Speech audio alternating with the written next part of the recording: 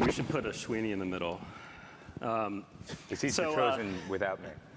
So it's been a crazy couple of days. I don't know if any of you have been paying attention. There's been a lot of movement in the urban transportation market, specifically in New York. On the one hand, we have finally gotten approval for the TLC's e-hale test, which will bring e-hale to taxis. And on the other hand, Sunil's going to talk about what's happening with your approach to rideshare.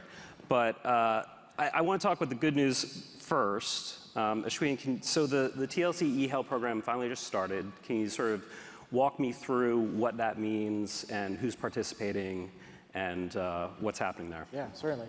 Not just good news, I think it's great news. We went down this road last fall when the city decided that we needed to change our rules to permit the use of e-hale technology for yellow taxis. It's been in place for a couple of years now. In the black car sector, we were hearing from passengers that they also wanted the ability to use this for yellow cabs, to be able to hail a cab, to be able to pay for a cab, and didn't see any reason not to. Needed to update our rules, which were written 30, 40 years ago, and they spoke of two-way radios and technology that has long since gone out of use. So we pursued rulemaking. That got passed in December in the form of a one-year pilot program to test e-hailing. As soon as that was about to launch in February, we got hit with a lawsuit from the black car sector that was opposed to expanding this to the yellow sector for obvious reasons. And just last Wednesday, the state Supreme Court ruled that we could proceed with the pilot program. And since last Wednesday, we've now approved Uber to provide e-hailing. They launched their app last night. We're in the final stages of testing with Halo. I expect within hours or within a day, Halo is also going to be providing e-hailing. So we're well on our way. You can now, when you leave here, get on your phone and e-hail a yellow taxi in the same way that you can a black car. So it's about time New Yorkers get to do this. People in other cities have been able to do it for some time. Okay, so what does that actually mean for Jay and for the other people or the other companies that are looking to participate? What it means for Jay, what it means for passengers out there is that we are now. They're going to be open for business. Okay. You're going to be able to go on your smartphone, as you can in other markets, see where the taxis are, hail a taxi, and you'll still have to pay in a traditional way, but that's going to change soon too. Yeah. And I know Jay wants to talk about this too. But so what we're committing to, what the city is committing to, is to bring the developers and the folks who oversee the existing technology in the cabs together so that in 60 days, you'll be able to hail and pay for your ride from your smartphone. Okay. And that's huge. I'd just like to say that is historic. So, for all of you who might know a little bit about the situation, there was this legal limbo after the lawsuit. We moved pretty quickly to launch a test, but these guys moved pretty quickly too. And so now we're bringing that test into the pilot, and David Yaski has committed to bringing not only e-hale, which is just the ability to actually tap and to get a taxi, but you pay in the cab. It's not the full experience.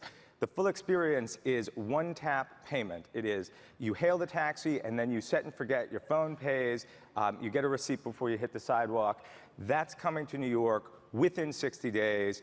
That is historic, absolutely historic. I'd like a round of applause for the TLC. Okay. Thank you. All right, hold on. Before we clap too hard, so over the weekend, a year doing this. Can I add one little item about e-hale? Go for it. It's happened fast, considering what kind of entity we're dealing with. Yeah. Let's not get too excited here. Right. This is not exactly a massive innovation. This is what happens when innovation is controlled by lobbyists. Right, right. Well, we're going to talk about. But Sunil's right. Look, I mean, we shouldn't stand up here and take any bows.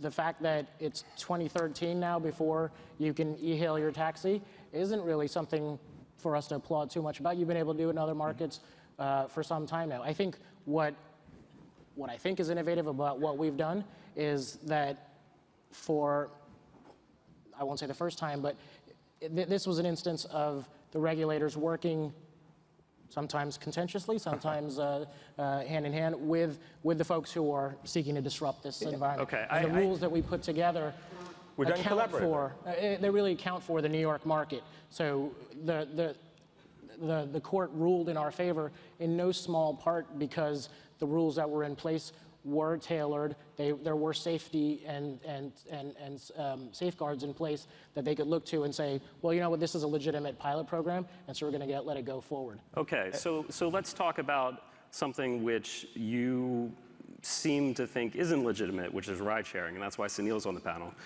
Over the weekend, you just put out Sidecar just put out a blog post saying that over the weekend, someone in New York City police had taken enforcement action against a couple of Sidecar drivers and had impounded one's car and issued a citation and stuff like that. So what actually happened, and what part of that is enforcement by the TLC, and how do you view that incident?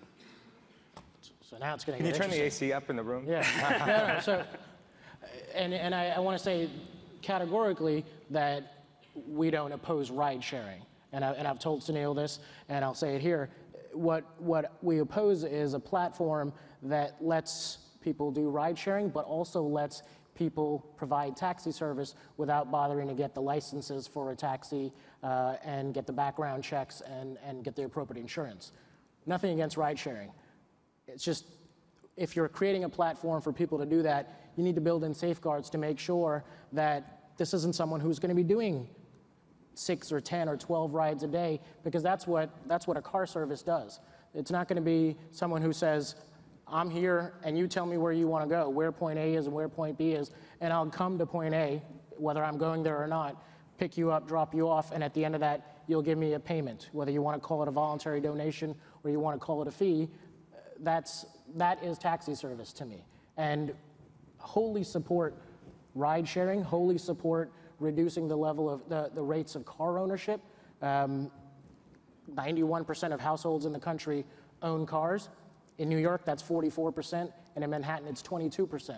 So I don't think anyone needs to tell the Bloomberg administration the importance of ride sharing or carpooling or reducing the rates of car ownership. I think we do that because we've got good mass transit. I think we do that because we've got good walkable and bikeable streets, and they're getting better. E-hale very quickly. And you can do that because we've got car services. There probably is a space where car sharing can operate, even here in New York, but it has to be narrowly defined, it has to be done properly. Okay, I want to hear Sunil's side because, what do you have to say? I've got a very different opinion, as you might imagine. So let's be really clear. The TLC protects the taxi industry. And I don't think anyone in their right mind can deny that fact. But hold on. Hang on, no, let me finish. What is the taxi industry? Are we the taxi industry now? We are not operating a taxi industry. However, we do offer choice and innovation in the world of transportation. Okay. Yeah, so wait. It's fully legal. I'd like to. Wait, I want to. If something is not prohibited by code, then it should be allowed. This is the spirit of entrepreneurship and disruption. It should. Yeah. And can I say one more thing? So sidecar drivers, it's totally voluntary. There are no shifts. The payment is voluntary. In the same way, we modeled this on giving a ride to a friend, casual carpool, all these existing models. And it is the regulation of taxis that is an illegal restraint of trade. Okay, wait. So I want to touch on that, and I'm going to hit you with a hard question. I'm going to hit all of you with hard questions. Don't worry about that. So on the one hand, you said that you're not a taxi fleet. It's all voluntary. There's a donation, whatever. Passengers don't have to pay drivers. They can pay whatever they want. They cannot pay them at all. On the other hand, you do background checks. You do criminal checks. You do vet the drivers. But you're not paying for licenses. You're not doing, scheduled maintenance or, any of these public safety things that taxi folks have to do. Yeah. So it sounds like you're operating a little bit. I mean, how do you have it both ways? I guess is what I'm going with I this. fail to understand how doing background checks makes us a taxi. We are concerned about safety. We have built a safe platform, but it is a platform. It is not a taxi service. And if, regulators always come out with, oh, this is a public safety matter. Oh, really? Why are all the questions that we get, practically all the questions we get, about how much money is made? What's the business model? The questions about safety are not front and center. Yet that is the public argument for why they are, they try to take these regulatory actions. Okay, so I want to ask Ashwini, what is the role of regulators in a world where technology and innovation is moving more quickly than your ability to regulate it? I mean, Uber launched 3 years ago, and yet we're clapping because we have e-hale and taxis here in New York City 3 years later. So, just to be clear, they launched in black cars 3 years ago. Okay, but the point is, the technology has been there, and it seems to me that what's been holding it back is the regulatory body. No doubt. I mean, I'll be the first regulator to stand up here and say, whatever the entrepreneurs and the disruptors are doing, you're going to be moving faster and farther than the government bureaucrats are ready to at any time. It is, for better or worse, there is this silly dance where the entrepreneurs have to come in and push and know how much to push and how hard to push and how far to go before easing back, and then let the regulators, and hopefully, if you've got enlightened regulators, sort of come to you and come to the realization. And that process takes time, which is not to say it takes time and that sucks and everything takes 3 years to get passed.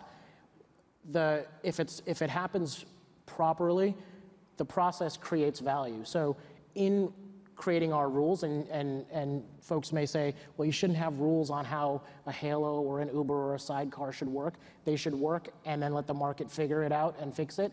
That works to some extent, but in the process of looking at e-hale, I'm looking at our experience over the last 3 or 4 months. We had a lot of public dialogue with the disruptors, with the industries that are going to be disrupted, and the people who currently earn a living there and who have a vested stake. So try to get input from passengers, and I think the set of rules and the framework that we came up with is e-hale as appropriate for New York. So you're right. These models have been around for 2 or 3 years, and they work in the markets that they originate in, because that is the entrepreneurial approach, which is, I live in a place, this is the problem, how do I fix the problem? And when you fix it, it's right for that time. And let me just jump in. Jay, why? Okay, go ahead. Yeah, let me just jump in on that, sorry, because I think that the main thing here is, Sunil, we totally support innovation, but e-hale is a proven innovation. And with e-payment, what we're going to see is what we see happening every day across our network. We're a 14-month-old business, right? And there are tens of thousands of people in 10 cities across the world right now who are e-hailing and paying for taxis. Taxi drivers are making up to 30% more money using this. We're paying millions of dollars a week out to people who otherwise would have been riding around empty in the streets. The scale of what we can do using existing infrastructure. Everyone wants to talk. I feel like I didn't answer your earlier question. I didn't answer your earlier question about sidecar, like what happened this weekend and what's going on. Maybe I'll return to that. Okay. What happened this weekend is we seized a car that was providing car service without a license, non-licensed driver, non-licensed vehicle. That was one of 800 cars that we've seized this month. This is not anything that is new to our enforcement folks. All that was new was someone was using an app to do it, as opposed to stepping out of a bar in the meatpacking district and sticking their hand out and having someone pull up. I'll tell you what. That's the enforcement we have to do to make sure that when you stumble out of a bar at 2 in the morning, that the car you're getting into, that someone has done the background check. Okay, so wait. I'll tell you what happened right? this weekend was a system very safe, so safe that our core user demographic are 20-something women. So safe that 71% of people surveyed think it's safer than a taxi. 83%, most people in New York want to see innovations in transportation. 83% wanted to see a new kind of ride sharing here. But can I just go for it. What happened this weekend was the TLC stepping in to protect the interests of the taxi industry. No, that's not true. I'm Well, sorry. well, so I'm sorry. here's The taxi industry is what it is. The taxi industry is an expanding thing, okay? We are now part of the taxi industry. In a couple hours, we will be part of the taxi industry. We will be a licensee of the TLC. 14 months ago, this business did not exist. It was started by 3 taxi drivers and 2 of my partners in London. You know, the taxi industry is a broadening thing, and it's a question about whether you would want to use existing infrastructure to be in the fold, to innovate, but it is innovative. Okay, Today so in my apartment in London, Jay, Technology does not equal innovation. how do you make the taxi Skype apps? would be owned by AOL if that was the case. How do you make Then the they may taxi be. apps suck less? So what do you mean? Okay, so my typical experience in San Francisco is I open up a taxi app, I see, you know, dozens of cars, the nearest one's 2 minutes away, I request a cab. Sure. You know, 5 minutes later, one accepts, and it's 10 minutes away. Right. So it all starts with, and this is the difference in the Halo model, is we were started by taxi drivers. We believe that the best way to optimize that backseat experience is by taking care of the guy in the front seat. We're a community-based tool that has taxi drivers. We have 2 wonderful taxi drivers, Melissa and John Gear, that are here in New York, that are recruiting drivers, have recruited 6,000 of their comrades, and they believe in this system. They trust in the system. They provide excellent service to consumers so that they want to take that extra fare. They want to give you great service, and that's the Halo difference. Okay, so you're using technology to make taxi drivers nicer people. No, we're using technology to engender a community. Because taxi drivers can be really surly. But taxi drivers are great people, and that's part of the problem. Part of the problem is believing that, really, will never make applications work. The fact is that the taxi community here, or in London, or in Barcelona, or in Madrid, you know, and companies like us and Flywheel and others have recognized this. They are great people, and they have been, you know, having hard times. And this technology is liberating for them. And it's also liberating for passengers. So I think the real thing that people need to do to make taxi apps suck less is take care of both the passengers and the drivers. And we believe that taking care of the drivers will take care of the passengers. Taxi drivers are great. Taxi companies are a protected monopoly. Okay. I want to take a step back. We've got 8 minutes left. I want to talk about Uber. Ashwin, you had a situation last year where, you know, they launched their own little taxi trial and they pulled it back after a while. And yet they were sort of the first ones to get approved for this program. I mean, didn't that piss you off? Like, what happened there in between, you know, them sort of thumbing their nose at you? And Yeah, look, I mean, I have a 4-year-old, so I've got thick skin at this point, where you can't hold a grudge and operate effectively in government. So, yeah, I mean, you're going to have different disruptors who are going to push the envelope on your rules, and we're going to stop them when they do. But if they don't walk away from that having learned something and tweak their model, and if we don't walk away from that having learned something and tweak the model, then you really, and look, that's not the approach that every jurisdiction is going to take. I think you can't work for Mike Bloomberg and not be thinking about what's next and how do we leverage technology to make whatever this is better. So yes, we had, you know, they launched in September, they pulled back, and then they've operated within the confines of our pilot program, and we're approving them.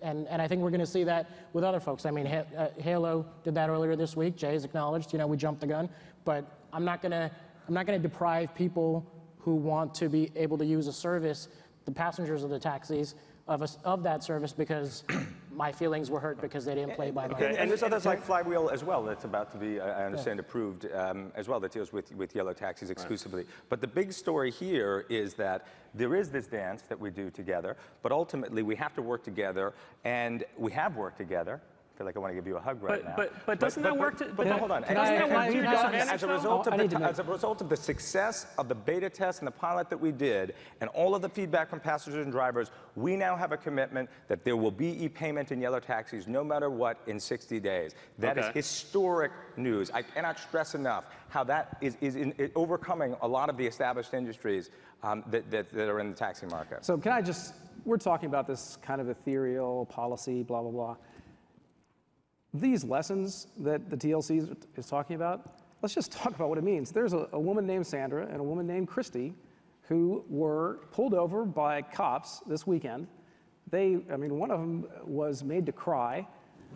I mean, this was a traumatic experience. I talked to them yesterday, and they're really shaken up about this. they are incensed, as am I, that they are being treated like criminals for doing something that might threaten the taxi industry. Sharing is not a crime. And we want people to take action to make sharing possible in New York.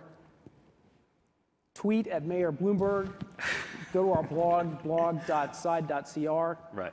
And there are things that we can do. If people who speak up can make a difference. But how do you expect to, I guess, work with regulators then? I mean, if you're basically saying We're willing to work with regulators, but we're are you not saying that willing they're to not willing to work with you? Well, apparently. Okay. All right. Well, then, I mean, how do you move forward? You just go market to market, offering up the service that the local governments, local regulators don't believe in, and you hope that at some point they come around. Is that the idea? Look, California had the exact same attitude. They're like, that's illegal, we're going to shut you down. And our response to them was, this is a new thing. You need to consider it a new medium and understand that there should be new rules for that new medium. They, in the end, agreed with us, and now going through a process to create a new set of rules. And we'd love for other jurisdictions to take that same kind of enlightened attitude. So I got to interject here because in the way that as you're looking to enter a new market, you're going to do your market analysis. What's the level of penetration we can expect here? What does the market look like here? What's the demand? How do we price this service here? I think especially in the transportation sector, where you've got different sets of rules in every major market, you kind of have to understand what the regulations are in that market.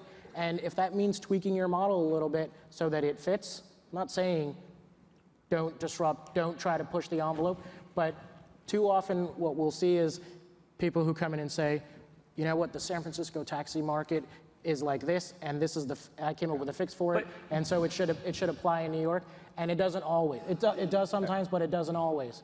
And regulation actually can be a great, there's a mic here. Yeah.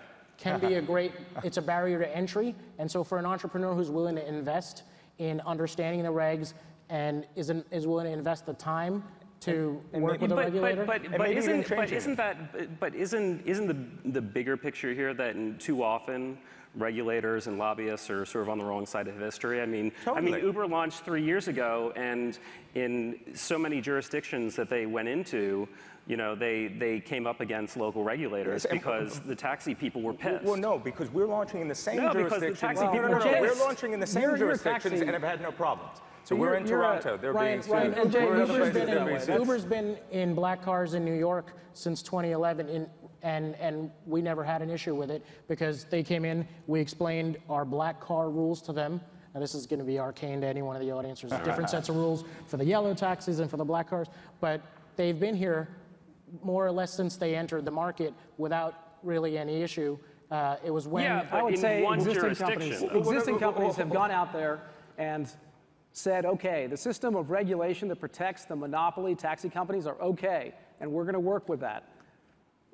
Somebody has to stand up and say, no, those rules are not okay. It's not okay to have a protected monopoly in a new medium that allows you to create a different, safer system. You can be disruptive without being abrasive, and you can make change. Are you talking about anyone in particular? No, not anybody in particular. Sunil, I love you, Sunil, but I'm a really mild-mannered guy most times. No, but what I mean by that, is upset. Look, every market is different, and the way that we centralize and we harmonize the difference between the markets is the drivers. We start by getting wonderful drivers in each jurisdiction and tailoring our product, but we also go and talk to regulators early and often, and we've been meeting since before we even launched in London. So every jurisdiction that we've launched in, we've had either implicit or explicit authority to launch the service. But at the end of the day, doesn't that slow you down? I mean, there are competing services in every market that you're going to enter into. So if you look at the growth of this business, it's astronomical. I mean, we have grown faster than almost any other business, in the world. Frankly, we're doing hundreds of millions of dollars in GMV run rate. We're taking every city by storm. And really, that's down to the experience that we create and the fact that the regulators actually are nice people when you talk to them. There's no doubt that it will slow them down. I mean, it does. If you could launch with the product you've got in another market on day one, then you've launched. And it does slow you down. What the feedback we've gotten from the folks who are working with us in the confines of our new rules, look, it took us to write new rules to make this a possibility, but the entrepreneurs are also saying, you know what, you guys aren't wholly wrong-headed. Some of these rules make sense, and we're tweaking our product, and in some ways it's going to be better than it was before. In some ways, it's not as good as it was before, but that's the end result. Okay. Hopefully. If you want to be disruptive, you've got to be willing to piss people off. Okay, on that note, I think we're going to have to wrap it up and hug it out backstage. Thanks, everybody, for listening. Thanks. Good job. Good job. All right. Come on, give me some love.